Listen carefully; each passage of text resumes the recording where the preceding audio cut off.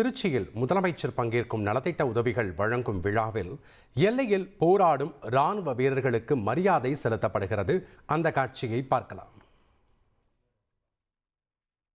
எல்லைகளில் போர் மேகங்கள் சூழ்ந்துள்ளது.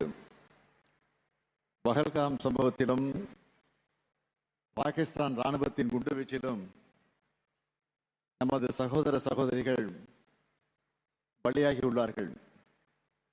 அதற்காக பதிலடி கொடுக்கும் வகையில் தமது உயிரை துச்சமாக மதித்து எல்லையில் நமது இந்திய ராணுவ வீரர்கள் போராடி வருகிறார்கள்.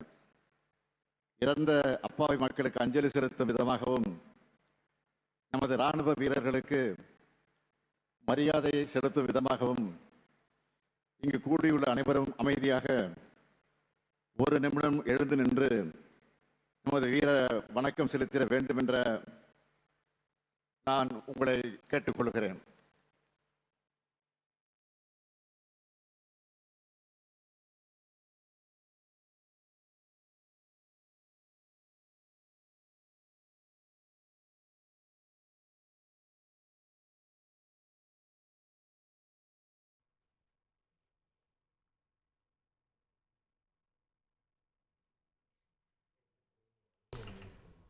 எல்லையில் ஒரு பதற்றமான ஒரு சூழல் காணப்பட்டிருக்கக்கூடிய நிலையில் பாகிஸ்தான் வீரர்களை இந்திய வீரர்கள் திறம்பட அடித்து முறியடித்து வருகிறார்கள். அவர்களுடைய படைகளை துவம்சம் செய்து வரக்கூடிய காட்சிகளை நம்ம பார்த்து கொண்டிருக்கிறோம்.